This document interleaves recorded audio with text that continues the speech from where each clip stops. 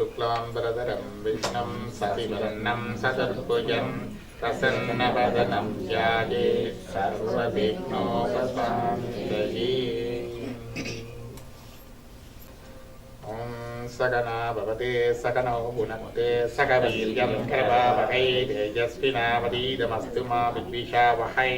ओम शांति शांति शांति। ओम குருகிருஷ்ணராய் எங்கள் இருவரையும் சேர்த்து பிரம்மம் காப்பாற்றட்டும், சேர்த்து போஷிக்கட்டும். இருவரும் சேர்ந்து வீரியத்துடன் உழைப்போமாக. எங்கள் அத்தியனம் ஒளிபருந்தியதாக வேண்டும். நாங்கள் ஒருவரை ஒருவர் பகைத்துக் கொள்ளாமல் இருக்க வேண்டும். ஓம் மூவகையிலும் சாந்தி நிலவ. சாந்தி சாந்தி சாந்தி. ஏன் சொன்னா எனக்கு அந்த ஒரு உபனிஷத் தொண்டு பாபம் என்று யோசிச்சு. உபனிஷதம் அந்த சொல்வார்கள் வேதாந்தம் அல்லது வேத சிரஸ் இஸ் பார்ட் ஆஃப் வேதாஸ். வேதங்களுடைய ஒரு பகுதி. வேதத்தில் பரவலாக சொல்லப்பட்டிருப்பதில் செறிவாக அதை சொல்லுவார்கள். அந்த விஸ்தத்தை மட்டும் எடுத்து சொல்வது உபனிஷதம். இப்போ உபனிஷதங்களில் நிறைய இருக்குது. அதில் சைவத்துக்கு 36 உபனிஷதங்களை சிறப்பாக எடுப்பார்கள். 108 உபனிஷதங்களை சொல்லுவார்கள். ஆனால் சங்கரர் உரிய எழுதினது 10 உபனிஷதம். அது தச உபனிஷத்துன்னு சொல்லுவார்கள். 10 அதை சிறப்பாக சொல்லுகிறார். ஒரு கேள்வி பதிலாக அது ஒரு சத்சங்கம். அந்த உபனிஷத்து என்பது ஒரு சத்சங்கம், ஒரு வழிபாடு, ரிஷி வாக்கியம். இது ரிஷி வாக்கியம் என்றால் ரிஷிகள் வெளிப்படுத்தின வாக்கியம். சம்பாஷண வடிவில் தான் கூட வரும். 292 எடுத்துட்டீங்களா? நாங்கள் பார்க்க போகிற உபனிஷத்து ஒரு சின்ன உபனிஷத்து, 2 பேப்பர். இங்கே படிப்பிக்கிற டீச்சர்ஸுக்கு 2 உபனிஷத்து எடுத்துனாங்க. அந்த அதில் முதலாவது எடுத்தது இது சொல்றது வஜ்ர சூசிக உபனிஷத். வஜ்ரம் என்றால் வைரம், சூசி என்றால் ஊசி.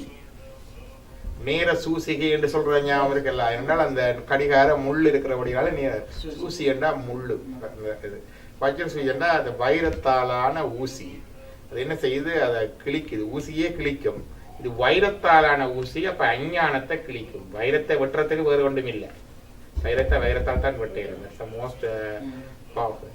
அந்த வஜ்ர சூசிக உபனிஷத் அஞ்ஞானமாகிய இருளை கிழிக்கின்ற கூர்மையான அல்லது அதே நேரம் பலமான கடினமான ஊசி. அந்த உபனிஷத்து தான் வஜ்ர சூசிக உபனிஷத்.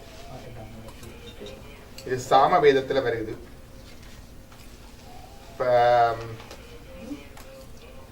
தமிழ் இதுல முதலாவது வசனத்தை உபனிஷத் அந்த இது வாசிப்பீங்களா? ஓம் வஜ்ர சூசி என்ற உபனிஷத்தை கூறுகிறேன். அது அஞ்ஞானத்தை பிளக்கும் சாஸ்திரம்.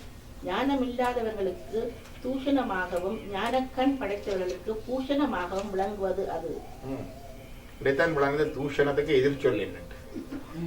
எல்லாருக்கும் தூஷணம்னா தெரியும், அதுக்கு ஆப்போசிட் வேர்ட் தெரியாது. பூஷணம். பூஷணம் அணிகலன் இல்லையா? அணிகலன். தூஷணம் தூட்டி. அப்ப ஞானம் இல்லாதவர்களுக்கு இது தூஷணமாயிருக்கும், ஞானக்கண் படைத்தவர்களுக்கு பூஷணமாகவும் விளங்குவது அது. பிராமணர், சைத்திரியர், வைசியர், சூத்திரர் என்று 4 வர்ணங்கள். அவற்றில் பிராமணர் முக்கியமானவர் என்று வேதத்தின் கருத்தை ஒட்டி ஸ்மிருதி கூறும். அதை பற்றி ஆராய வேண்டும். ராம் மனன் என்றால் யார்? ஜீவனா, தேகமா, ஜாதியா, ஞானமா, கர்மமா, தர்மமா? 4 வர்ணங்கள் இருக்குது. எங்களுக்கெல்லாம் வர்ணாசிரம தர்மம். இப்போ எல்லாம் வர்ணாசிரம தர்மம் ஒருவரும் பேசுறதில்லை. கதைச்சால் அது பிற்போக்குவாதம் சொல்லுவாங்க.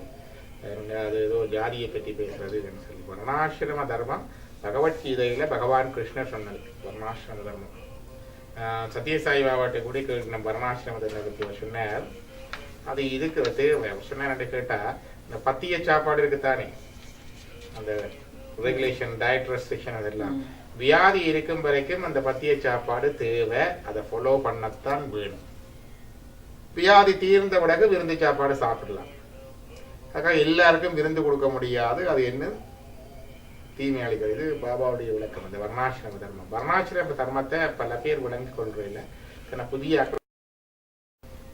அதுல ஒரு வர்ண ஆசிரம, அதுல 2 விஷயம் இருக்குது வர்ணாசிரமத்துல. வர்ணம் என்றது சமூகம், ஆசிரமம் என்றது தனி மனிதன். 5வது தர்மம். சமூக தர்மத்துல 4 சமூக வகுப்புகள் இருக்குது.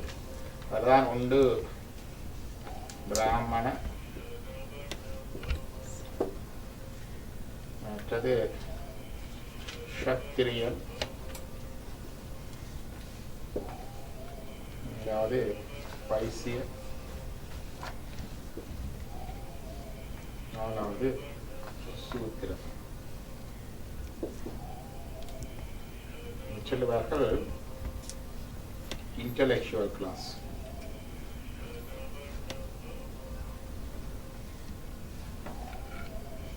Ruling and military class.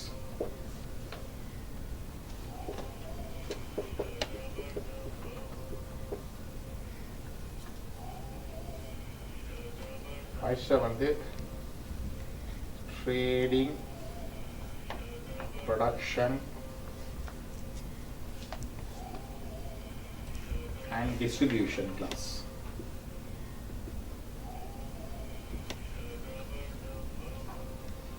இது வந்து லேபர் கிளாஸ். எந்த ஒரு சொசைட்டி எடுத்துக்கொண்டாலும் அது இந்தியா வேண்டான, இலங்கை வேண்டான, அமெரிக்கா வேண்டான, கனடா வேண்டான, ஆஸ்திரேலியா வேண்டான ஒரு இன்டெலெக்சுவல் கிளாஸ் இருக்குதா இல்லையா? ஒரு ரூலிங் அண்ட் மிலிட்டரி கிளாஸ் இருக்குதா இல்லையா? ஒரு ட்ரேடிங், ப்ரொடக்ஷன் அண்ட் டிஸ்ட்ரிபியூஷன் ஒன்று இருக்குதா இல்லையா? செக்ஷன் லேபர் கிளாஸ் இருக்குதா இல்லையா? இந்த 4ம் ஒரு சமூகத்துக்கு 4 சக்கரங்கள் போல, லைக் 4 வீல்ஸ். அந்த 4ம் ஒத்தி செஞ்சாதான் சமூகம் இயங்கும். எங்களுடைய இமிகிரேஷன் பாலிசி பாயிண்ட் சிஸ்டத்தை பார்த்தா விளங்கும். அடிக்கடி மாற்றிவிடும். கொஞ்ச காலத்துக்கு நான் வர்ற காலத்தில் எங்கள் டாக்டர்ஸுக்கு பாயிண்ட்ஸ் கிடையாது. அவங்க வந்து வேறு ஸ்கீம்க்காக டாக்டர்ஸுக்கு பாயிண்ட்ஸ் கிடையாது. ஆனால் ஹேர் ட்ரெஸ்ஸருக்கு பாயிண்ட் ஏன்னா அது தேவைப்படுது. சமுதாயத்தில் பேலன்ஸ் பண்ணுறதுக்கு அது தேவைப்படுது. ஸோ ஹேர் ட்ரையர் தன்னுடைய ட்ரெஸ்ஸர் தன்னுடைய டிப்ளமா குவாலிஃபிகேஷன், எக்ஸ்பீரியன்ஸ் அந்த இதையும் காட்டி இங்கிலீஷ் இருந்தால் பாயிண்ட்ஸ் எடுத்து வந்துடலாம். டாக்டர் வரையில அது என்ன தேவைப்படுது. இப்போ மாற்றி இப்போ டாக்டர்ஸுக்கு பாயிண்ட்ஸ் இருக்கு. அதை அடிக்கடி ரிவ்யூ பண்ணுவாங்க. ஏன்னா இந்த இதில் ஒன்று குறைஞ்சாலும் சமூகத்தின் சமநிலை குழம்பு. So it's like 4 wheel. இதில் ஒன்று பெருசு ஒன்று சின்னன்னு கிடையாது. இது நாங்கள் விரும்பினா விரும்பாடினா இருக்கத்தான் செய்யுது. யாராவது நாங்கள் முனைந்து இல்லை நான் இருக்கிற கனடாவில் அல்லது எங்கட தமிழ் சமுதாயத்தில் அல்லது டொரண்டோவில் எல்லாரையும் இன்டெலெக்சுவல் கிளாஸ் ஆக்குறேன்னு பார்த்தா கூட மற்றதை நாங்கள் பிறகு இம்போர்ட் பண்ண வேண்டி இருக்கும் வெளியில் இருக்கு. We need that balance. அப்படித்தான் இந்த லேபருக்கெல்லாம் கொண்டு போனது இந்தியாவில் இருந்து அங்கே இருந்தெல்லாம். So we need that. இதுதான் வர்ண. அதே மாதிரி ஒருவருடைய தனி மனிதனுடைய வாழ்க்கையில முதலாவது சொல்லுவார்கள்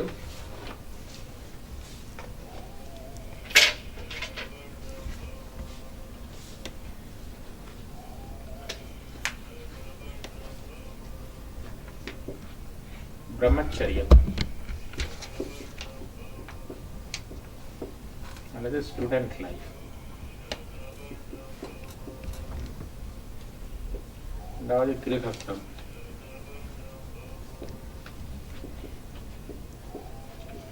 ஃபேமிலி லைஃப் அல்லது மேரிட் லைஃப். மூன்றாவது வானப்பிரஸ்தம்.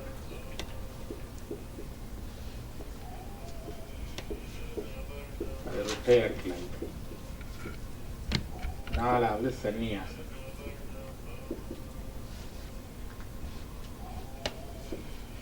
அது ascetic life.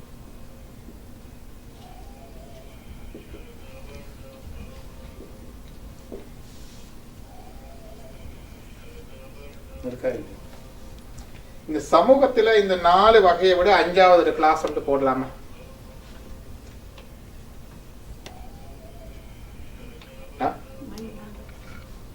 இது மனுஷருக்கு தான் போடுறது. இந்த சமூகத்துல intellectual class, ruling and military class, trade and production and distribution class, labour class. என்னோட போடுங்க 5வது.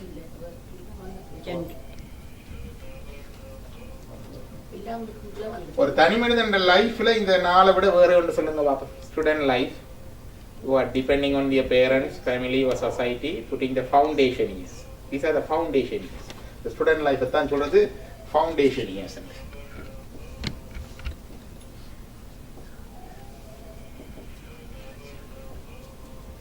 ஃபேமிலி லைஃப் அல்லது மேரிட் லைஃப்.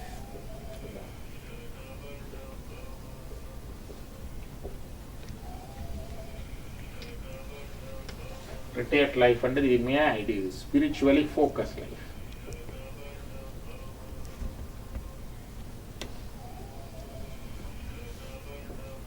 ascetic life என்றது 24/7 spiritual service.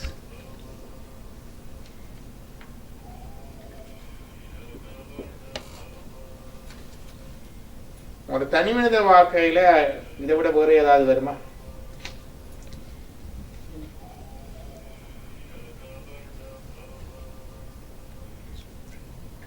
ஒருத்தர் கேட்டார், டிவோர்ஸ் எடுத்தான் எங்க போறது? கிரகஸ்த பண்ணதான் வேற பண்ணினாதான் அவ்வளவுதான். அந்த பந்தம் இருக்கத்தான் செய்யுது. பிள்ளை குட்டி குடிசுக்கு போனாலும் விடாது தானே வந்து உங்க பிள்ளைகளுக்கு காசு கட்டணும், மனைவிக்கு காசு கட்டணும், அதெல்லாம் இருக்குது. சொத்து பிரிவு அதெல்லாம் இருக்குதானே. You cannot get away with it. widowhoodum same தான், அதுக்குள்ள தான் வரும். அங்க further responsibilities இருக்குது. அங்கால ரிட்டையர்ட் லைஃப். இப்போ இது ஒவ்வொன்றுக்கும் ஒவ்வொரு ரூல்ஸ் அண்ட் ரெகுலேஷன் தர்மாஸ் இருக்குது. இதுல எப்படி இருக்கணும், இது எப்படி இருக்கணும், இது எப்படி இருக்கணும், இது எப்படி இருக்கணும், இது எப்படி இருக்கணும், இது எப்படி இருக்கணும், இது எப்படி இருக்கணும், இது எப்படி இருக்கணும். அதான் சொல்றது வர்ணாசிரம தர்மம்.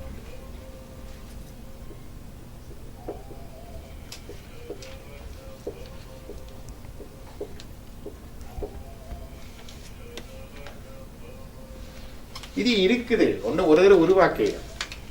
It's already there, wherever you are, whether you recognize it or not, whether you acknowledge it or not, whether you name it or not, it is there already.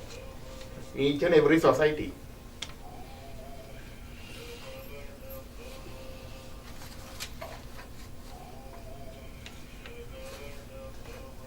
So intellectual class என்றால் அவருடைய வேலை intellectual class, அறிவை வளர்த்தல், புத்தகங்கள் நூல்களை பேணுதல், பாதுகாத்தல், பரப்புதல், படித்தல், படிப்பித்தல் இருக்கு இல்லையா, அதை வேண்டிய டியூட்டி. Kshatriyan என்றால் ரூலிங் கிளாஸ் என்றால் protection of the country, establishing the and maintaining the law and order of the country, border protection, அதெல்லாம் அதுக்கு வரும். Trade and production and distribution என்றால் விவசாயம், வர்த்தகம், அதெல்லாம் அதுக்குள்ள வருது. Labour class doing the labour work, அதுக்குள்ள வருது. பிரம்மச்சரியம் என்றா student life, foundation years, depending on the parents or family or someone else will look after you. You don't need to worry. Someone is feeding you, clothing you and sheltering you. And you focus on your foundation. உங்களுடைய வாழ்க்கை அத்திவாரத்தை போடுற காலம், படிப்பு, கல்வி, ஒழுக்கம், அதுகளை கட்டி எழுப்புற காலம். அந்த நேரத்தில் அதை செய்யாம இருந்தா you are living you are living off someone else. அது வந்து parasite என்று சொல்றது. இது become ஒட்டுண்ணி. வீட்டில் இருந்தோடனே ஒட்டுண்ணியா இருக்குது. That's true. பேரண்ட்ஸ் தான் சொல்றாங்க, வீட்டில் இருந்து இந்த ஃபவுண்டேஷன் போடுறதா எனக்கு தர்மம், அது இல்லாட்டிக்கு தட் இஸ் எங்களுக்கு தர்மம் இல்லை, வச்சு பார்க்கணும், அது ஒட்டுண்ணியா வந்து. அதே மாதிரி கிரகஸ்தம் ஃபேமிலி லைஃப் அண்டா he has to look after his wife, his children, அவைய ப்ரொடெக்ட் பண்ணி ப்ரொவைட் பண்ணி செய்யணும்.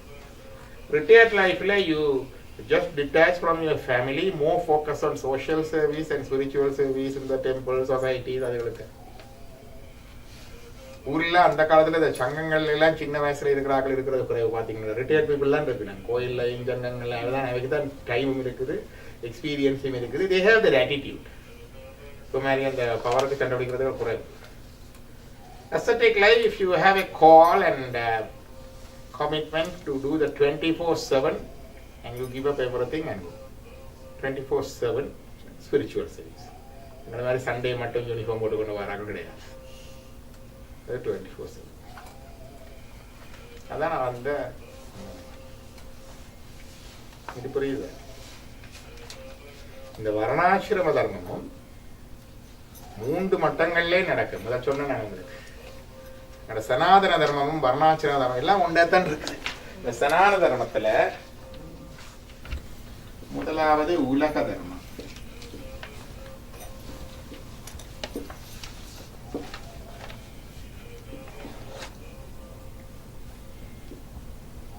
வேர்லி தர்மம். இரண்டாவது வைதீக தர்மம்.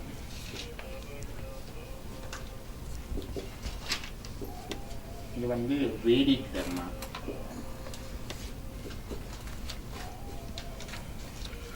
மூன்றாவது சிவ தர்மம்.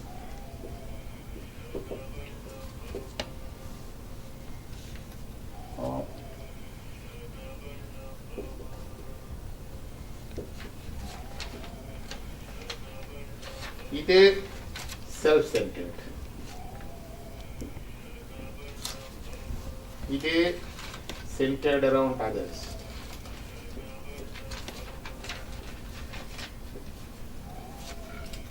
இது God centered.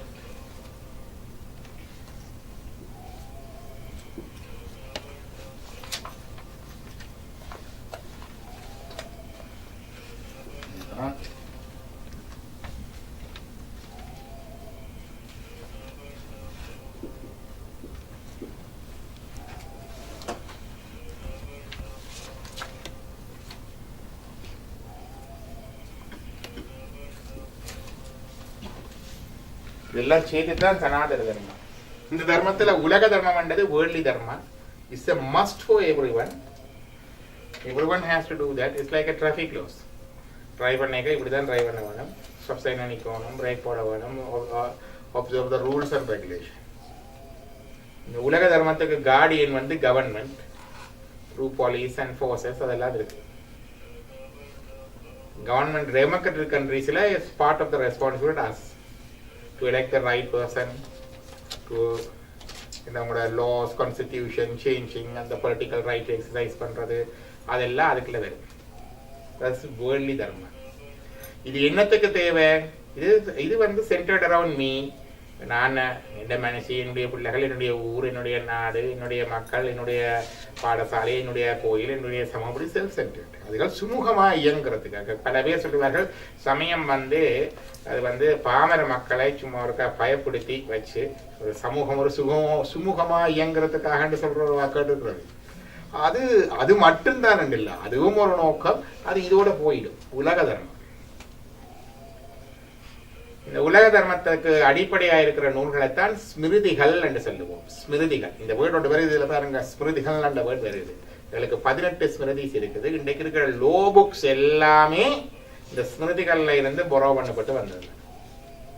யாழ்ப்பாணத்தில் ஒரு சட்டம் இருந்தது, தேச வளமை சட்டம்.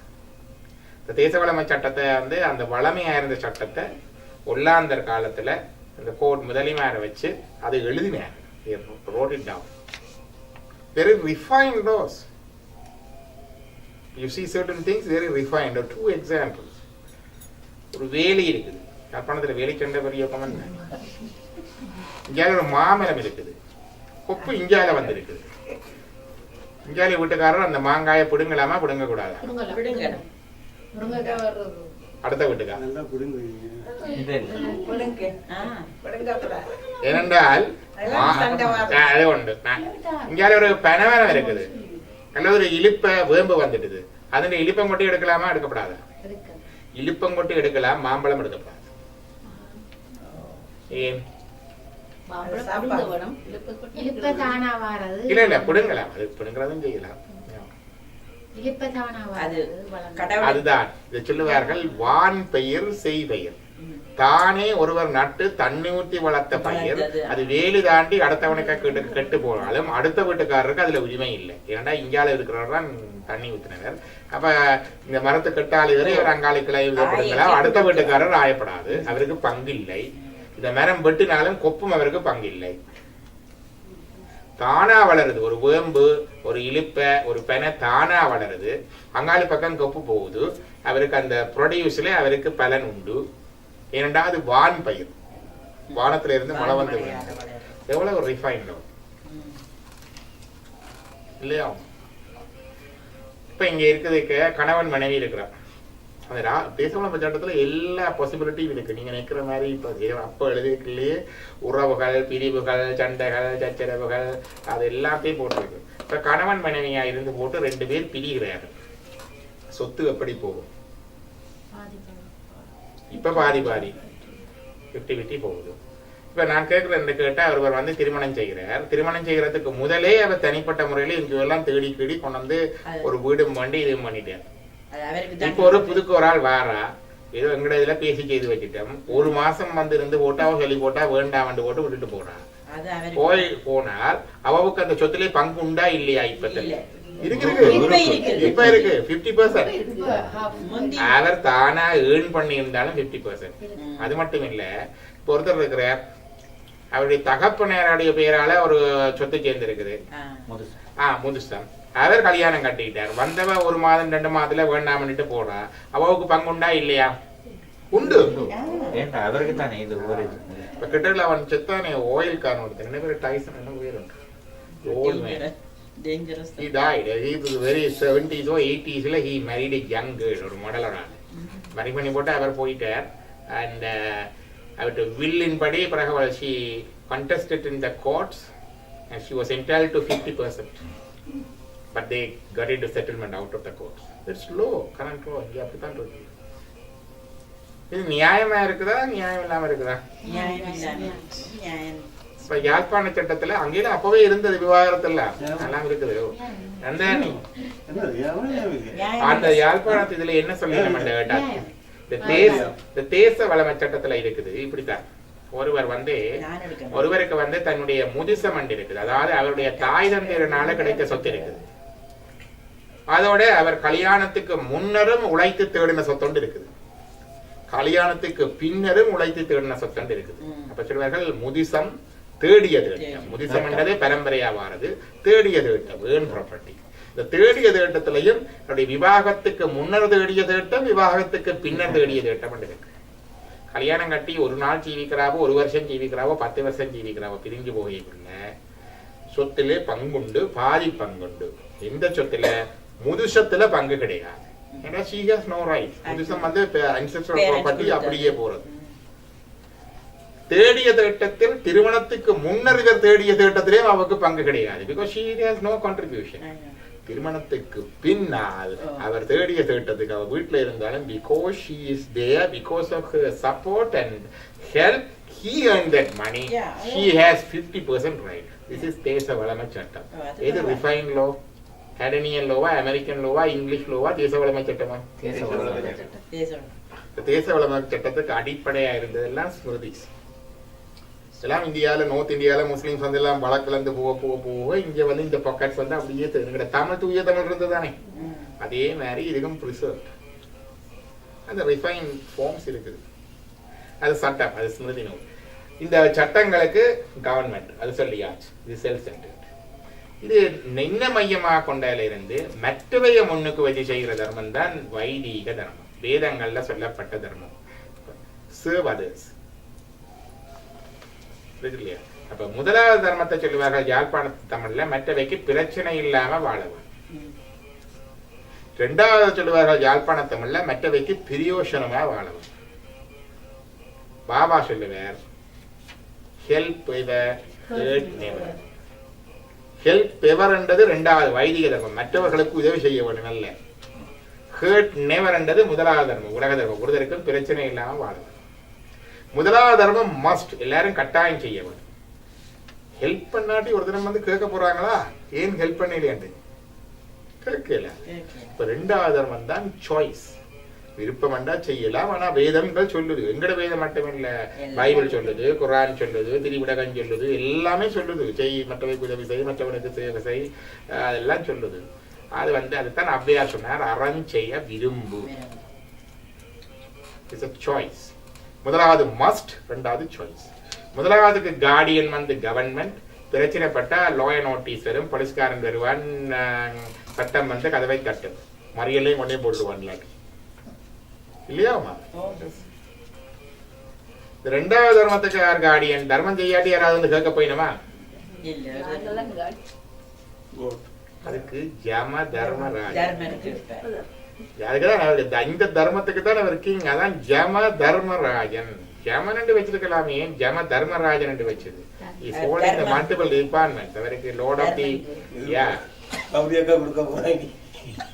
லவுடியா அது வந்து லார்ட் ஆஃப் டெத். அவர் மற்றது சதர்ன் டிரெக்ஷன், தென் திசை கடவுள்.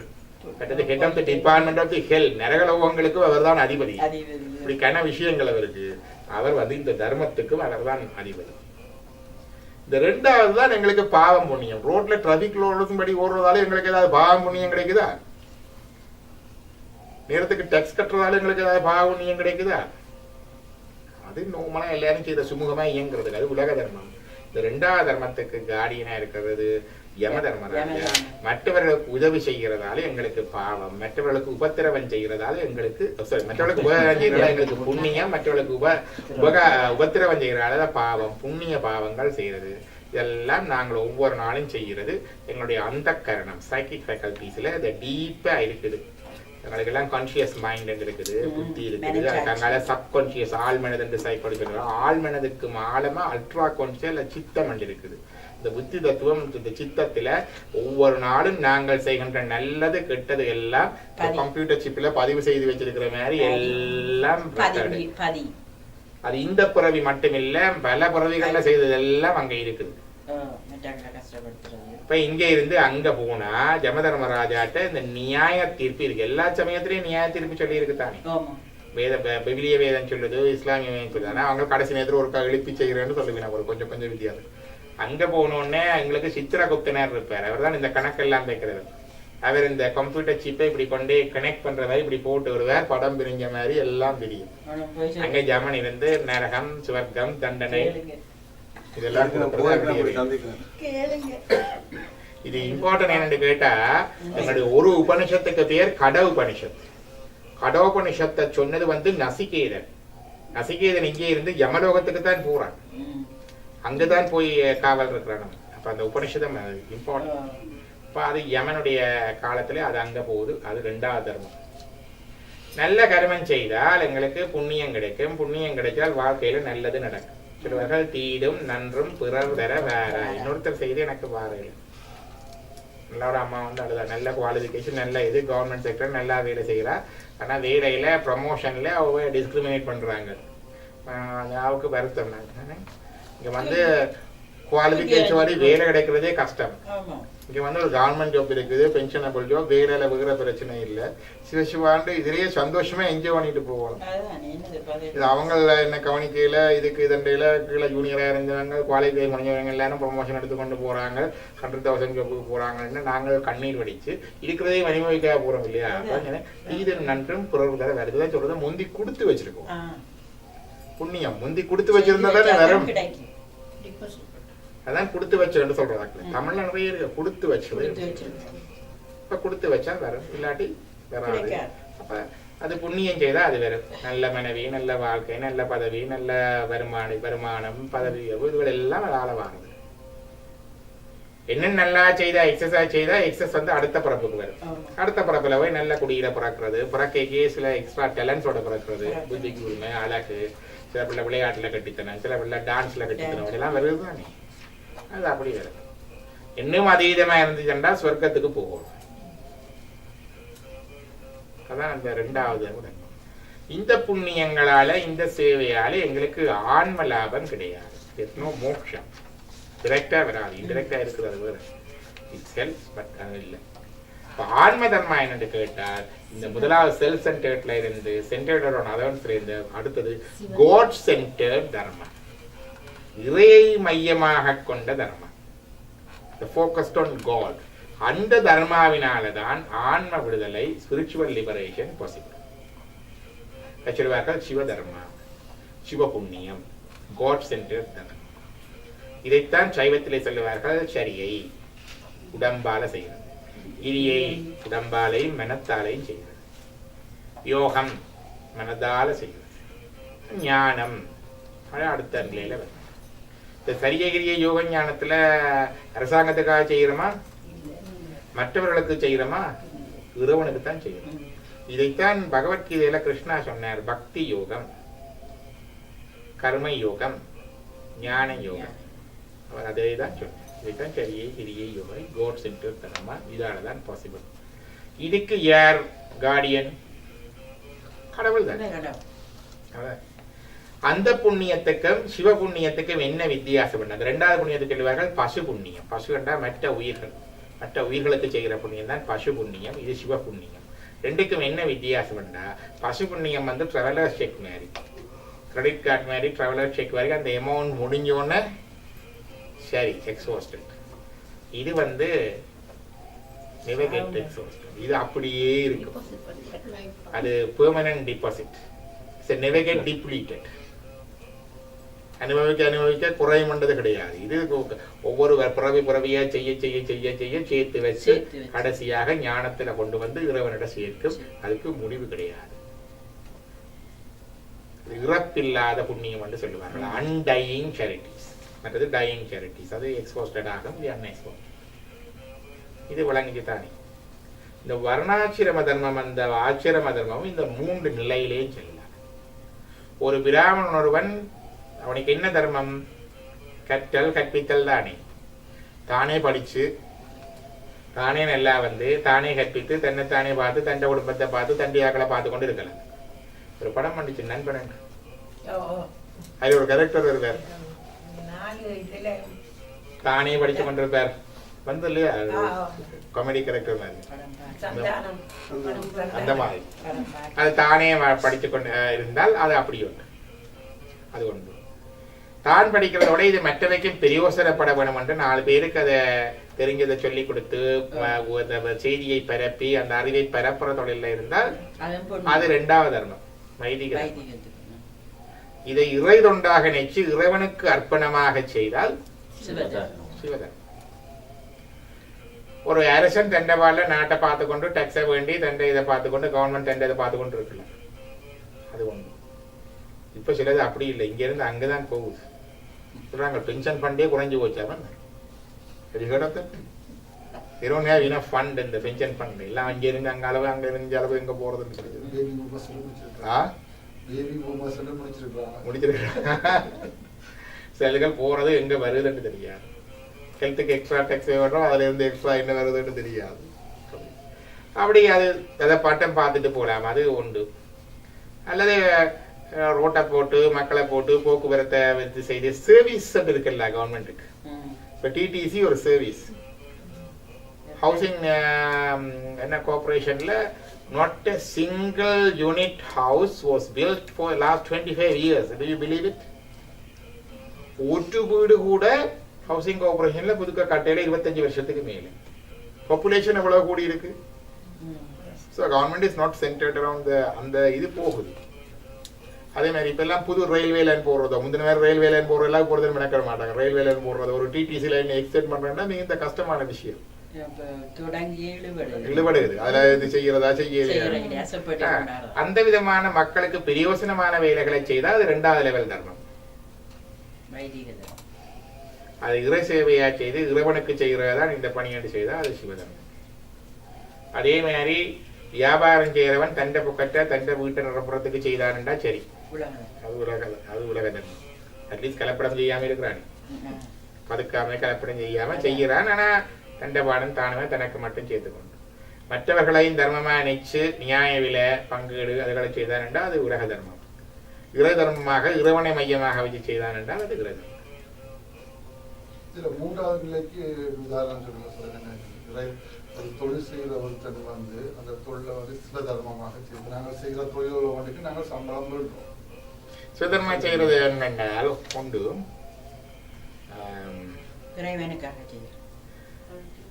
எங்களுக்கு நாயனார் ஒருத்தர் இருந்தார், அதிபத்த நாயனார். அவர் மீன் பிடிக்கிறார். மீன் தான் பிடிக்கிறவர். மீன் பிடிக்கத்தான் அவருடைய வாழ்க்கை கடைசி வரைக்கும். அவர் என்ன செய்வார், இந்த ஃபர்ஸ்ட் கேட்ச் வந்து கடவுளை கண்டுபிடிக்கிறார். இந்த ஃபர்ஸ்ட் கேட்ச் வந்து கடவுளை கண்டுபிடிக்கிறார். அவர் மன்னதான் நாயனார். நந்த நேரம் மாடு வெட்டி கொண்டுதான் இருந்தார். ஆனா மாடு வெட்டி இருக்கிற தோலும் நரம்பும் கோயில் வாத்தியங்களுக்கு கொடுத்து வந்தார். அந்த கோரோசனை அபிஷேகத்துக்கு கொடுத்து வந்தார்.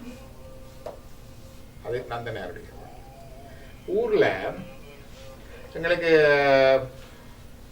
புது வீடு கட்டினால் 2.5 வீடு தான் கட்டுறாங்க, மேக்சிமம் ஒரு 3.5 வரும். இந்த பெரிய அறை யாருக்கு கொடுப்போம்? சாமி சுவாமி சுவாமிக்கு நடுவர சாமி அறியணும். நடுவர Give the best for Swami. That is God centered dharma. Yeah. புரியுதா? பெரிய அறை சுவாமி. சுவாமி அது ஒன்று. வீட்டுல மாடு கண்டு போட்டா 5 நாளைக்கு பிறகு பால் கறந்து முதல் பால் எங்க கொடுப்போம்? கோயிலுக்கு கோயிலுக்கு. ஒரு காணில இருந்து அரி வெட்டி கொண்டு வந்தா முதல் நெல்லு குத்தி அரிசி எங்க கொடுப்போம்? கோயிலுக்கு எள்ளு எண்ணெய் ஆட்டினா முதல் எண்ணெய் அங்க கொடுப்போம். கோயிலுக்கு வாழைக்கிழ வீட்டுல போட்டு கடைக்கு கொடுக்கையில வீட்டுக்கு தான் எடுக்க போறோம்னா முதல் சீப்பு. சிவ கோயிலுக்கு பூ குழந்தை பிறந்தா முதல் கொண்டு போறது கோயிலுக்கு பூ கல்யாணம் கட்டினால் ஃபர்ஸ்ட் விசிட். கோயில் இதுதான் இதான் concept. சரி. ஒன்றும் புதுசு இல்லை. எங்கடைய அப்பன் ஜுப்பன் கொப்பாட்டம் எல்லாம் செய்து வந்தது காலங்காலம். இதுதான் இப்ப வா They do everything, but focus இங்கதான் இருக்கு. அவருக்கு தான் முதல் மரியாதை. முதல் வணக்கம் எங்கள் முருகனுக்கு. அவருக்கு தான் முதல் மரியாதை, அவருக்கு தான் முதல் இடம். அதான் கோட் சென்டர் தான். இதுல நாங்கள் நோபலா பாக்கெட்ல இந்த சன்னியாச வாழ்க்கை எண்ணிக்கையில வந்தது. நாங்க வந்து அதுக்கு வா. உள்ளுக்குள்ளதான் இருக்குது. அது- கோயிலுக்கும் அதுக்கும் என்ன உள்ளது? வரணும். இப்ப இந்த இது முடிஞ்சது தானே. இந்த 4 நிலைகள்ல இருந்தாலும் கூட இந்த 3 நிலைகளையும் தொழிற்படலாம். அதே மாதிரி ஒரு மாணவன் தன்னுடைய படிப்பை மட்டுமே தொடர்ந்து போக்கஸ் பண்ணி கொண்டிருக்கலாம். தான் படிக்கிறதோட தர்ம ஒழுக்கங்களையும் படிச்சு மற்றவர்களுக்கு உதவி செய்யணும் என்ற மனப்பான்மையோடையும் பெறலாம். இருக்குத்தானே 2வது. அதையே ஒரு இறை தர்மமாக நினைச்சும் செய்யலாம். 3. அதே மாதிரி ஒரு கிரகஸ்தன் தன்னுடைய மனைவி, தன்னுடைய பிள்ளை, தன்னுடைய குடும்பத்தை பார்த்து கொண்டு வரலாம். இல்லாவிட்டால் எங்களுக்கு வேதத்தில் விதிக்கக்கூடிய பஞ்சஜக்ஞம், அதிதி, உற்றத்தார், சுற்றத்தார், நலிந்தவர்கள் உணவு போடுறது, மற்ற மிருகங்களுக்கு உணவு போடுறது, அதுகள் எல்லாம் செய்துட்டு வரலாம். அதெல்லாம் அது செய்துட்டு வந்தா அது 2வது வைதிக தர்மம். இறைவனை மையமாக கொண்டு இந்த குழந்தை வளர்க்கிறது கூட இந்த இறைவனுக்கு நல்ல ஒரு தொண்டாக செய்கிறது இருக்குதானே. திருவிளையாடல் புராணம் பார்த்துருப்பாங்க. அந்த கதத்துல யாருடைய தரிமி ஏன் அந்த பொற்களி வரணும்னு கேட்டான். அதுல வருது, ஐயோ ஐயோ இந்த காசு எனக்கு வராதான்ங்கிற மாதிரி திருவிளையாடல் புராணத்துல இருக்குது. அவன் வந்து என்னண்டா, நான் கல்யாணம் கட்டினால் அவர் சிவாச்சாரிய முறையான சிவாச்சாரிய தொண்டு செய்யலாம், அதுக்காகவே கல்யாணம் நடக்க வேணும், அதுக்கு பணம் வேணும், அதுக்கு இது வந்தால் நான் செய்யலாம். பாருங்க, காசுதான் கேட்கிறார். எப்படி கேட்கிறாருன்னு பாருங்க. அது சிவதண்டு. புரியுதா? அது கிரகஸ்தன். ரிட்டையர்ட் லைஃப்லயும் வெங்கட பாட்டை பார்த்து கொண்டு ரிட்டையர்டுன்னா டைஸை கொஞ்சம் குறைச்சு போட்டு பிறகு நாங்கள் திருப்பியும் கசினோக்கு போயிட்டு வரலாம், கியூபாக்கு போயிட்டு வரலாம், கரீபியனுக்கு போயிட்டு வரலாம், கைலாசத்துல கூட போயிட்டு வரலாம். ஆனா அதெல்லாம் எங்களை மையமாக கொண்டு செய்யணும். மற்றவர்களுக்கு உதவி செய்து மற்றவர்களையும் செய்கிறது 2வது. இறைவனை மையமாக கொண்டு செய்கிறது 3வது. சன்னியாசி கூட தன்னுடைய ஆத்மீக நல்லத்தையே கொண்டு செயல்படுற சன்னியாசியும் இருக்கிறான். மற்றவர்களுக்கு இதை கொடுக்க வேணும் என்று செயல்படுற சன்னியாசி இருக்கிறான். அம்மா பாருங்க, கத்தி பேசி கொடுப்பான். வந்திருந்தா நல்லா பேச்சு தானே கொடுக்குறவன். ஏன் பேச வேணும்? பேசுற 4 பேர் வரமாட்டாங்களே பின்னால. அதை கொடுத்துட வேணும். மற்றது இறைவனுக்கு செய்கிற தொண்டாக செய்கிறவர்கள் அது அந்த லெவல்ஸ்ல 3 விதமாய். அப்ப இந்த சனாதன தர்மம், இந்த வர்ண தர்மம், ஆசிரம தர்மம், இந்த கீழே இருக்கிற 3 தர்மம் எல்லாம் பின்னி புனைஞ்சிருக்கிற தர்மம். இது இந்த இதுலதான் எல்லாரும் உலகத்துல இருக்கிற நாஸ்திகனாயும் சரி, ஆஸ்திகனாயும் சரி, கிறிஸ்தவனும் சரி, முஸ்லீமும் சரி, பௌத்தனும் சரி, எல்லாரும் இதுலதான் இருக்கணும். வேற என்ன இதோட வெளியில இருக்கணுமா? ஒன்று உதாரணம் சொல்றேன். சொல்லல, இங்கதான் ஒருத்தர் கேட்டாரா, நீங்க தானே கேட்டீங்க. அப்ப கோயில் கும்பிடுற, கோயில் கட்டுற ஆக்கள் எல்லாம் மோட்சம் அடையலாம்னு சொல்றீங்களா? நீங்க கேட்டீங்க, மறந்து போனீங்களா? அதுக்கு உதாரணம் என்று கேட்டா, கோயில் நடத்துறதும் தன்னை மையமாவது செய்யலாம். எனது புகழ், எனக்கு பொருள், எனக்கு பவர், இந்த சோஷியல் ஸ்டேட்டஸ், எனக்கு காசு, அது எல்லாத்துக்கும் வைக்கலாம். கோயில் கட்டுறது 4 பேர் இருந்து எல்லா இடங்க கூட்டிட்டு இன்னும் கொஞ்சம் பெரிய கடவுள் அப்படி அது மற்றவர்களுக்காக செய்கிறது 2வது லெவல்ல செய்யலாம். இறைவனுக்காக வரையிலையோ ஆள் வருகிறதோ வரையிலையோ அந்த நேரத்துக்கு அந்த பூசி அந்த இது நடக்கிறது. சில கோயில்லாம் அது இருக்கு. சில அர்ச்சகர்கள் தான் அதை செய்கிறார். ஆக்கள் வந்தோடனே கூட பூ செய்து மணி அடிக்கிற ஐயர்மாரம் இருக்கிறார் இருக்குது இல்லையா? அதெல்லாம் ஆக்களுக்காக செய்கிறது, இது சிவனுக்காக செய்கிறது. அது 3 விதத்துல இருக்கு. நான் சொல்றது ராவணனும் சிவபூஜை தான் செய்தான். சிவபக்தன் என்ன நடந்தது? அழிஞ்சு போனான். ஏன்? அவன் செய்தது தனக்காகவா மற்றவர்களுக்காகவா இறைவனுக்காகவா? செல்ஃப் சென்டர்ட் தர்ம, கோட் சென்டர்ட் தர்ம, other centred on others. Ravanan போய் தாய் சுவாமி கும்பிட்டு கொண்டு வந்து ஒரு நாளும் திருக்கோணமலைக்கு போய் கும்பிடுவ கோணேஸ்வர பெருமானை வயசாயிடுச்சு போக முடியல. லிங்கத்தையே அங்க கோயிலையே வெட்டி எடுக்க போடுவான். ராவணன் வெட்டு அங்க இருக்குது. அதுதான் அவன் புத்தி இருக்கா இல்லையா? அதோட கோயிலுக்கு போய் ஒன்னா போறது ஒண்ணு. ஐயா போன் பண்ணி நான் வாரேன், கதவு திறந்து வச்சிருங்கோ, திறந்து வச்சிருங்கோ, பூட்டாதெங்கோ, அதுக்கு ஒரு ஸ்பெஷல் அப்படி எல்லாம் செய்யலாம். ஏண்டா அது எங்களுக்காக செய்யுது. இறைவன் தர்ற தரிசனம் வரும், அது வேற விஷயம். அப்ப அது கொண்டு சூரவன்மனன் அவன் தானே செய்தான். சூரன் அது செல்ஃப் சென்டர்ட் வழிபாடுதான், எல்லாம் வழிபாடுதான். அது செல்ஃப் சென்டர்ட். புரிஞ்சுதா? அப்ப அந்த விதத்துல பார்க்க சூரபன்மன் அது. அதே மாதிரி சண்டேஸ்வர நாயனார் வந்து என்ன செய்தார்? தகப்பனையே வெட்டி போட்டார். பெரிய பாதகம். ஆனா என்ன நடக்குது? அவருக்கு சண்டேஷ பதவி, நாயனார்களே ஒருத்தர். அப்ப அவருக்கு தர்மம் என்னத்தை மையமாக கொண்டிருக்குது? சிவதர்மத்தை மையமாக. உலகத்துல இருக்கிற எல்லா சமயங்களுக்கும் இதுதான் தர்மம், எல்லா கம்யூனிட்டிஸுக்கும் இதுதான் தர்மம். இது அன்னதானம் போடுறது நீங்கள் பெயர் கொடுக்கா போடலாம். நோட்டீஸ் அடிச்சையா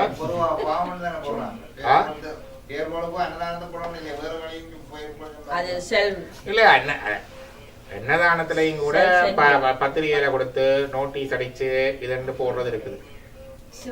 அது மட்டும் இல்ல, அதுல வந்து சொல்லுவார்கள் அதுல வேற அப்படி போடையக்குள்ள அது எங்க இருந்தது வாய்ச்சிருந்தது இப்படி எல்லாம் போட்டுட்டு அதுல உதாரணம் கேட்க சொல்லப்படுது. பாபா ரத்னோத்திர வாங்கின அவர் எல்லாம் சொல்லி இருக்கிறார். அதுக்குதான் வேண்டி சாப்பிடக்கூடாது எல்லா இடத்துலயும் எல்லாரும்.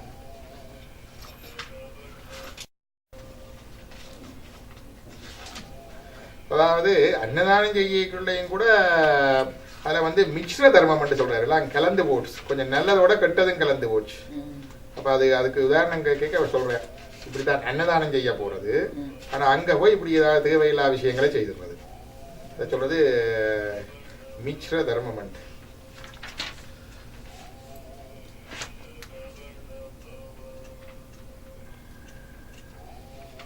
அல்லது அன்னதான சத்திரம் வைக்கிறது, இது வைக்கிறது, ஒழுங்கா சம்பளம் கொடுக்குறீங்க வேலையிறாக்களுக்கு போடுற Baba. You run the temple, you won't pay the priest.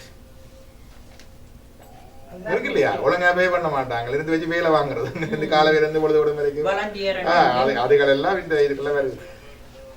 அதோட இடத்த போட்டிருக்கிறார். அதுல வர இதுல அது அழகாக அந்த கேள்விக்கு மிக்ஸ்ர தர்மம் வந்து வருகிறது. எது அந்த ஒரு தடவை அதாவது இதுல என்னன்ற attitude makes the difference. இந்த attitudeல செய்யற வேண்டியதான் போறது. வெளியில வச்சு பெருசா செய்தா போல பெருசன் இல்ல. அதுதான் சில நாங்க சொல்லுவோம், அவர் அப்படி கும்பிட்டார், அவருக்கு இப்படி வந்துட்டுதுன்னு சொல்றோம். நாங்க அவர் எந்த attitudeல கும்பிட்டாருன்றது அவருக்கும் கடவுளுக்கு தான் தெரியும். இதுதான் இயேசு கிறிஸ்து சொன்னார், நீ விரதம் இருக்கும் பொழுது முகத்தை தொங்க போட்டுக்கொண்டு வாட போட்டுக்கொண்டு அந்த முச்சந்தியில நின்று ஜெபம் செய்யாது. அப்படி செய்கிறவர்கள் அதற்குரிய பலனை அப்போதே அடைந்து விட்டார்கள் நான் உனக்கு சொல்லுகிறேன். ஏன்னா அவன் வந்து சுவாமிக்காக கும்பிடல, அவன் பண்ணது 4 பேருக்கு காட்டுறதுக்காக. காட்டியா அவற்றை பலன் முடிஞ்சுதானே. What he aimed for is that. That's done. அதான் வருஷம். இப்ப எல்லா சமயத்திலையும் இருக்குது. இது இதைத்தான் சொல்லுவார்கள். இதுக்கு சமயம் இருக்குதா? இது ஹிந்து விஷயமா? இது மாறுமா காலம் போக? 100 வருஷத்துக்கு பிறகு 200 வருஷத்துக்கு பிறகு வேற ஏதாவது விஷயமா வருமா? பெயர்கள் மாறலாம், வேற வேற பெயர்கள் சொல்லலாம். இப்ப போடுற தர்மத்துக்கு பதிலாக வேற ஏதாவது பெயரை போட்டு ABCD கழுத குதிரை எல்லாம் போகலாம். ஆனால் இதுதான் அந்த தர்மம் அழியாது. அதான் சனாதன தர்மம். சனாதன என்றால் ஆதியும் இல்லை அந்தமும் இல்லை, ஆதியும் இல்லை அந்தமும் இல்லை. அதான் அந்த தர்மம். இந்த சனாதன தர்மத்துல தான் இது 5000 வருஷத்துக்கு முந்தையும் இதுதான் தர்மம், 50,000 வருஷத்துக்கு பிறகும் இதுதான் தர்மம். இதுதான் எங்களுடைய சமயம் கொள்கை. இதுக்கு மத வேறுபாடு கிடையாது. ஆனால் இட்ஸ் ரிவீல் வெரி பியூட்டிஃபுல்லாக சொல்லியிருக்கு. பகவத்கீதையில கிருஷ்ணா சொல்லியிருக்கிறார், இந்த இதிலே சொல்லியிருக்கு. இதில் ஒரு இடத்தை இருக்குது, அது வேறு இதில் நான் பார்க்க இதுக்காக மார்க் பண்ணி வைக்காட்டி கஷ்டம். இதில் தான் பாபா சொல்கிறார், அந்த மிச்ர தர்மம் என்ற கேட்க அவர் சொல்கிறார். இப்படித்தான் 2 உதாரணம் சொல்கிறார். அதாவது வந்து இருக்கு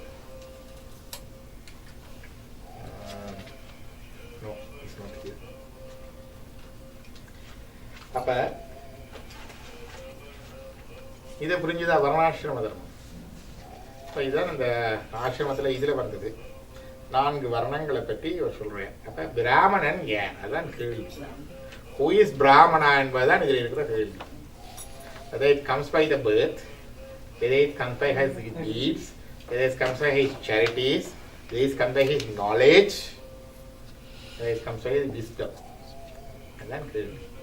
இப்போ 3வது பார்ப்போமா? 3வது வாசிக்கும். முதலில் ஜீவன் பிராமணன் என்றால் அது ஒவ்வாது. ஆத்மாதான் பிராமணன் என்று சொன்னால் அதை சொல்லலாம். சென்றதும் வரப்போவதுமான பல தேகங்களின் ஜீவன் ஒரே வடிவாய் இருப்பதாலும் ஜீவன் எல்லாத்துக்கும் உண்டுதான். ஆட்டுக்கும் மாட்டுக்கும் மனுஷனுக்கும் யானைக்கும் எனக்கும் வேற வேற ஜீவனா இருக்குது. ஆத்மா உண்டுதான். ஒருவனை ஆயினும் கர்மா வசத்தால் பல உடல்கள் ஏற்படுவதாலும் அவையவற்றை கர்மாக்கு ஏற்ற மாதிரி தான் உடம்பு. எல்லா உடல்களிலும் ஜீவன் ஒரே மாதிரி இருப்பதாலும் ஜீவனை பிராமணன் என கூற முடியாது. சில பேர் சொல்லுவார்கள், அது முற்புறத்துல பிராமணனா இருந்தவன் தான் இந்த புறத்துல பிராமணனா வருவான். அதெல்லாம் கிடையாது, ஜீவனை சொல்லலாது. அடுத்தது சில பேர் சொல்லுவார்கள், அது பிராமண உடம்பு, birth. So what do you call it? Get the flesh and blood and gene from the Brahmana and born in a Brahmana family, you inherited that body, thereby you are Brahmana. அப்படி என்று சொன்னால் அதுக்கு அடுத்தது சொல்றேன். அடுத்தது 4வது வசனம். ஆனால் தேகம் பிராமணன் என்போம் என்றால் அதுவும் பொருந்தாது. தேகம் பிராமணன் என்றால் அது சரி வராது. சண்டாளர் வரை உள்ள மனிதர்களுக்கெல்லாம் பஞ்சபூதங்களாலான உடல்கள் ஒரே வடிவாய் இருப்பதாலும் எல்லாருக்கும் பஞ்சபூத உடம்பு தான். மெடிசன்ல பிராமணனுக்கு புரிம்பா வருத்தம், சத்திரியருக்கு புரிம்பா வருத்தம், அவருக்கு அப்படி இல்லையா? மூப்பு மரணம் முதலிய கர்ம அதர்மங்கள் சமமாக காணப்படுவதாலும் இந்த உடம்புக்கு வந்து பிறப்பு இறப்பு மூப்பு மரணம் எல்லாருக்கும் வருதுதான். பிராமணன் வெள்ளை, சத்திரியன் சிவப்பு, வைசியன் மஞ்சள், சூத்திரன் கருப்பு என்றபடி நியமம் ஏதும் இல்லாமையாலும் பிச்சை குறுக்களை பாருங்க, நல்ல கண்ணம் கரையிலண்டு இருக்கிறேன். நேரம் வேற ஒரு இடத்துல பார்த்தா நல்ல வெள்ளை விளையாண்டு இருக்கிறாங்க. பிராமணன் எல்லாரும் வெள்ளை, இந்த கதையெல்லாம் சொல்லணும், ஆரியர் வெள்ளை, அது எல்லாம் கலந்துதான் இருக்கு. எல்லா கலரும் எல்லா ஜாதியிலையும் இருக்கு. தந்தையான ஒரு பிராமணனுடைய உடலை எரிக்கும் புத்திரர்களுக்கு பிராமணனை எரித்த பிரமகத்தி என்ற தோஷம் ஏற்படாமையாலும் தேகம் பிராமணன் என்றால் தேகத்தை எரிக்கிறவனுக்கு பாவம் அல்லோ. அப்ப பிராமணன் செத்த பிறகு பிராமணன் உடலை எரிச்சால் பாவம் தான் திருவல்லோ. அது இல்ல, தேக பிராமணனாக இருக்க இயலாது. This body is not Brahman. Iyer அந்த ஐயற்ற மேனா பிறந்ததால அந்த பொடி இருக்கிறதால சொல்லினார்.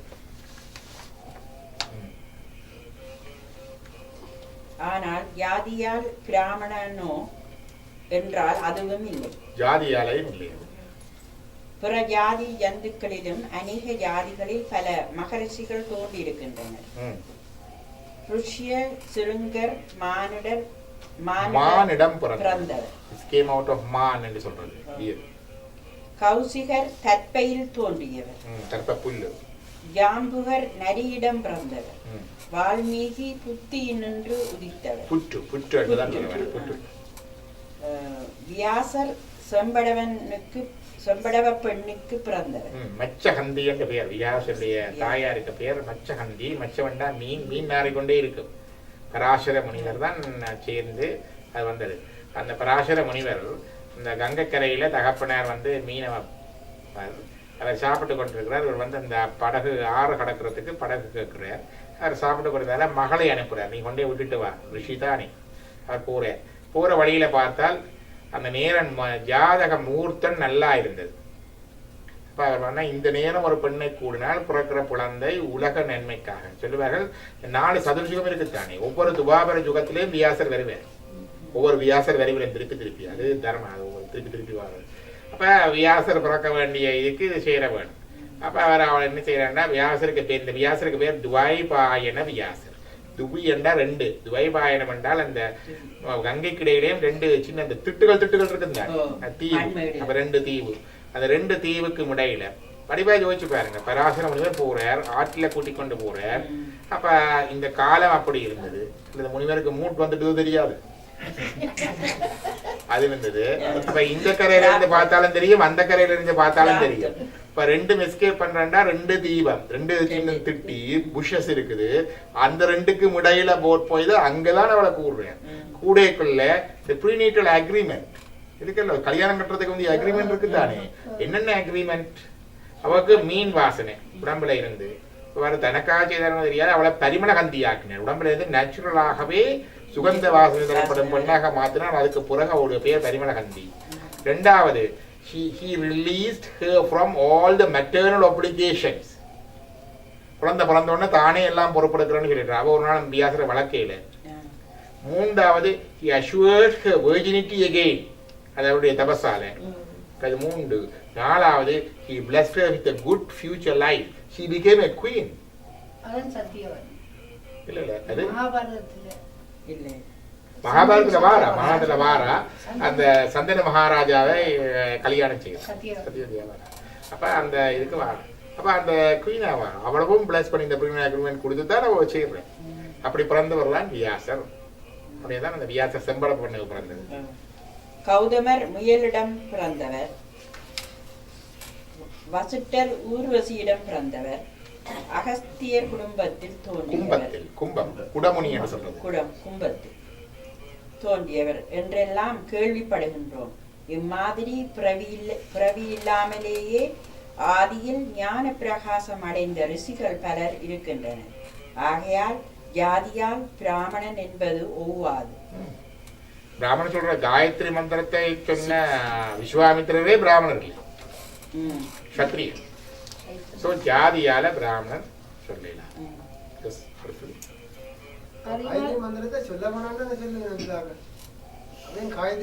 பொது ஒன்று விதி ஒன்று இருக்குது.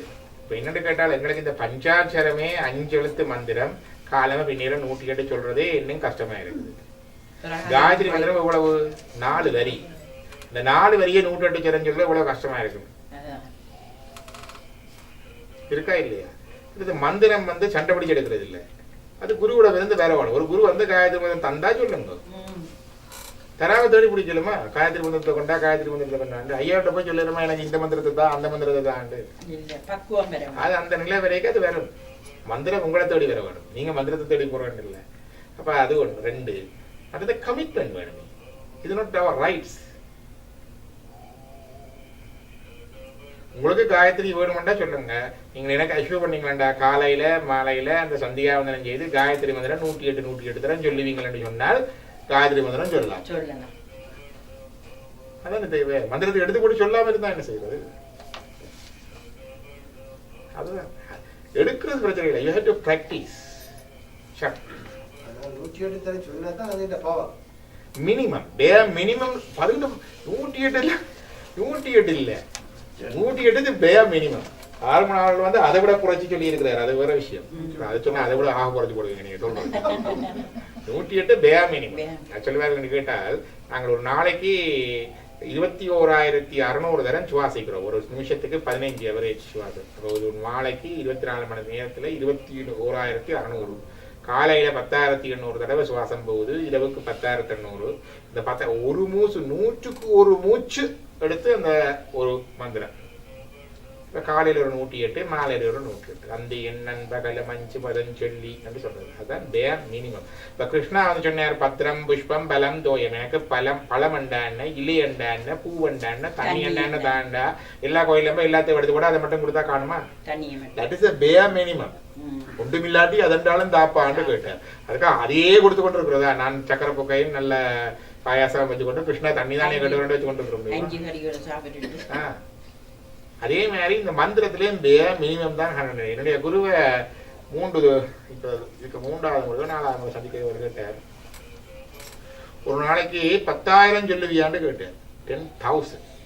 That means he indirectly asking me to say 10,000. I don't know. எனக்கு இயலாது, இப்போ இயலாது. But he indirectly indicated that is the aim for you. 10,000.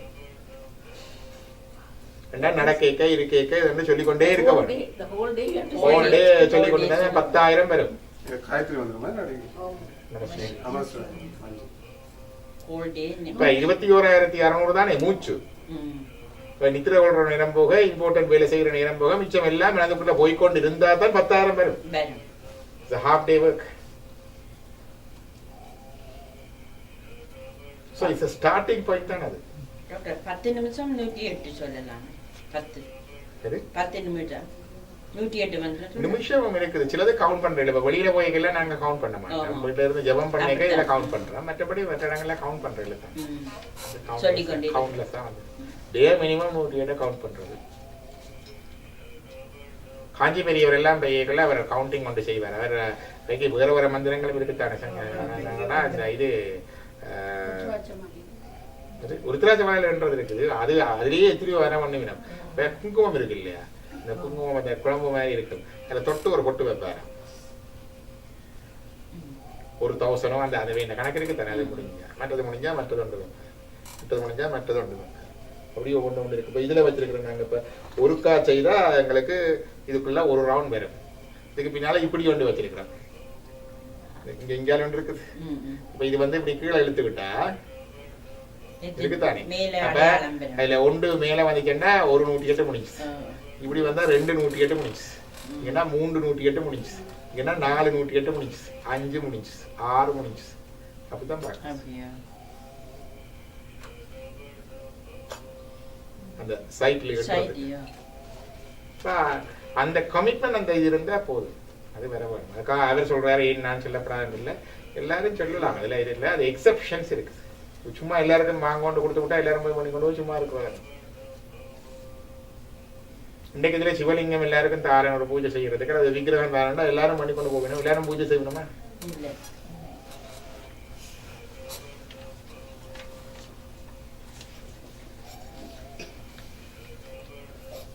அடுத்தது அறிவால் பிராமணன் என்றால் அதுவும் பொருந்தாது. சத்திரியர் முதலியோரில் பரமார்த்த தரிசனம் பெற்ற அறிவாளியர் பலர் இருக்கிறார்கள். ஆகையால் அறிவால் பிராமணன் என்பதும் இல்லை. பை நாலேஜ் தான் பிராமணன் வர்றாருன்னா அதுவும் இல்லை. ஏன்னா மற்ற கிளாஸஸ்லயே நாலேஜ் உள்ளவர்கள் எல்லாரும் இருக்கிறேன்னு நான் நிறைய பேர்.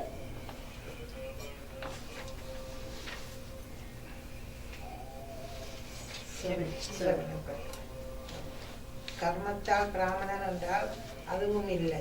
எல்லா உயிர்களுக்கும் பிராப்தம், ரஞ்சிதம், ஆகாமி என்ற கர்மங்கள் பொதுவாக இருப்பது காணப்படுவதால் பூர்வ கர்மத்தால் தூண்டப்பட்ட ஜனங்கள் கிரியைகளை செய்கின்றார்கள்.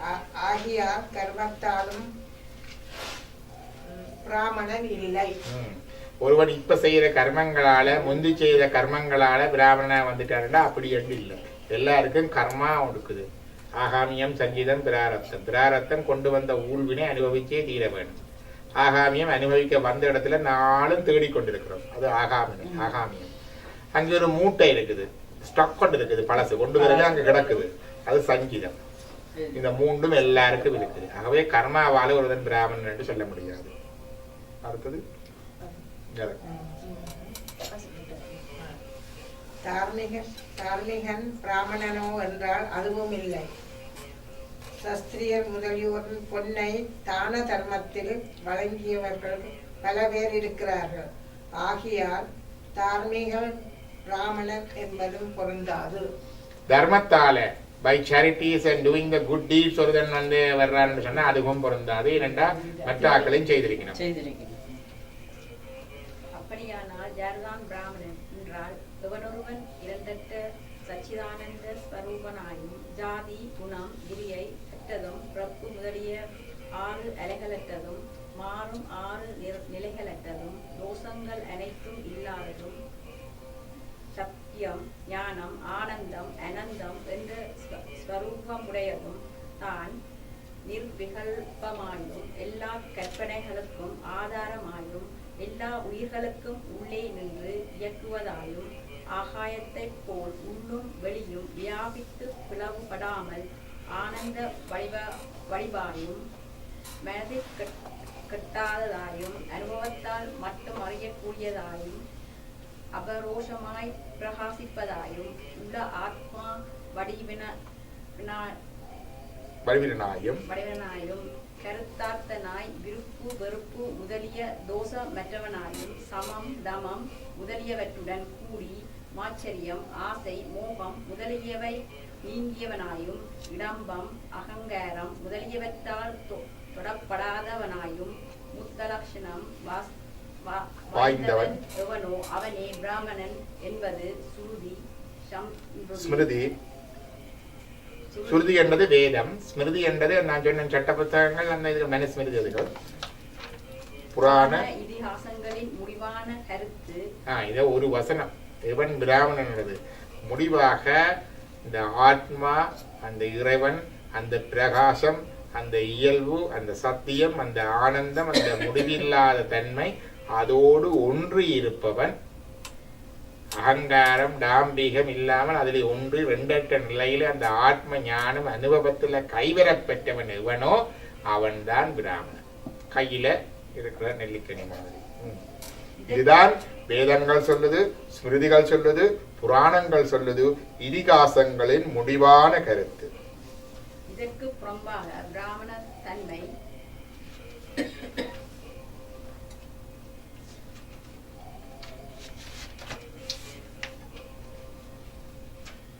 இல்லவே இல்லை. இதற்கு புறம்பாக பிராமணத்தன்மை இல்லவே இல்லை. சச்சிதானந்தமானதும் இரண்டற்றதுமான பிரம்மமாக ஆத்மாவை உணர வேண்டும். சச்சிதானந்த பிரம்மமாக ஆத்மாவை உணர வேண்டும் என்பது உபனிஷத்து. இங்கனம் வஜ்ரஜூசிகா உபனிஷத்து முற்றும். ஓம் சாந்தி சாந்தி சாந்தி. இது ஒரு சின்ன உபனிஷதம். ஆனா அந்த பிராமணன் யார், எப்படிப்பட்டவன், அது பிறப்பால வருதோ அதால வருவதோ என்பதை பற்றி சொல்லி இருக்குது. ஒரு இதே மாதிரி சந்நியாசத்துக்கும் இருக்குது இன்னொரு உபனிஷத். அடுத்த வர பிறகு பார்ப்போம். அடுத்தது இருக்கு. ராவணனுக்கு ராவணேஸ்வர புராணம் என்று சொல்லி இந்தியாவில் இருக்கலாம். கேள்விப்படையில இருக்கலாம் இருக்குன்னு குஜராத்தில கேட்டவா. ராவணனுக்கு ஒரு புத்தகத்துல பார்த்தோன்னா அது ஜோதிர்லிங்கம் கொண்டே பாட்னாவில் வைத்தியநாதம் என்று சொல்லி வச்சிருக்கேன். வேற செல்ஃபன்னு சொல்லி நான் எங்களுக்கா ராவணன் செல்ஃப் பயனண்டா இது நாங்கள் 3 நிலைகளிலும் காரியம் செய்கிறோம். நான் சிலதை என்ன மையமாக வச்சு எனக்காகத்தான் செய்யணும். சில காரியம் மற்றவர்களுக்காக செய்கிறேன். சில காரியம் இறைவனை மையமாக செய்கிறேன். ஒவ்வொரு நாளும் இந்த 3ம் கலந்துதான் செய்து கொண்டு வரும். அதுல எது ப்ரிடோமினண்டா வருது. இது கொஞ்சம் கொஞ்சமாக அது கோட் சென்டா வந்தது. இது ஒரு புதிய விஷயம் இல்லையே. நான் சொன்னேன் இருந்துட்டு சம்பளம் வேலை எடுத்த முதல் சம்பளம் எடுத்த உடனே பாட்டி வைக்கலாம், அல்லது ஒரு கோயிலுக்கும் கொடுக்கலாம். 2 இருக்குல்ல. எனக்கு தெரிஞ்ச ஒரு உறவுக்காரர் அவன் கிளினிக்ல வேலை செய்தோம். வேலை செய்ய ஃபர்ஸ்ட் சாலரி எடுத்து சர்ச்சை கொடுத்துட்டேன். கிறிஸ்டியனுக்கு அப்படி கொடுக்கூடாது. அது என்ன தர்மம்? இறைவன தர்மம். ஃபர்ஸ்ட் சாலரி எடுத்து பாட்டி வச்சா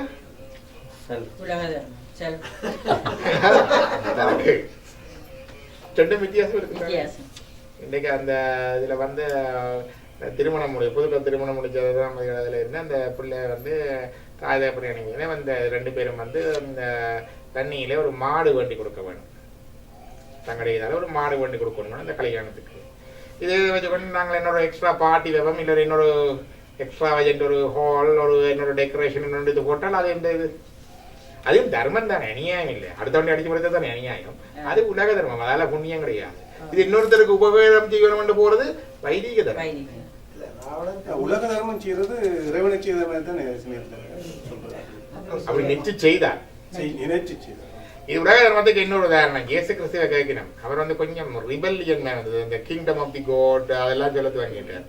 அந்த சில பேர் அந்த கேள்வி கேட்கறதுக்கு இல்லையா மாற்ற கேள்வி கேட்டு கேட்பாங்க அந்த கேள்வி. அப்ப அங்க கதை அவர் கொஞ்சம் ஸ்பைஸ் எல்லாம் சுத்தி வாங்கிட்டுது. அவர் கேட்டான் வந்து ராசாக்கு வரி கட்டோட மாட்டோம். ரோமன் கவர்மெண்ட் அப்ப ராஜாக்கு வரி கட்டோட மாட்டோம். கட்டோணும்னு சொன்னா பிரச்சனை நீர் என்ன கடவண்ட ராஜ்யம் சொல்லி ராசாக்கு வரி கட்ட சொல்லி விரட்டி வைப்பாங்க. கட்ட தேவையில்லைன்னு சொன்னா அங்க இருக்கிற உளவால பிடிச்சு கொண்டே உடனே கொண்டு போடுவான். இன்னொன்னு ஓட்டை கிடையாது கொண்டு வாண்ட. அந்த காலத்து ரோம நாணயம் வந்தது. இந்த நாணயத்துல சீசர்ன்ற தலை ஒரு பக்கம் இருக்கு. சீசர்ன்ற தலை தான் அதுல இருக்கு. நான் அதை ஓட்டிட்டு என்னோட நான் கேட்டார் இது என்ன இருக்குதுன்ட்டு. ராஜா ராஜா இருக்குது ராஜா.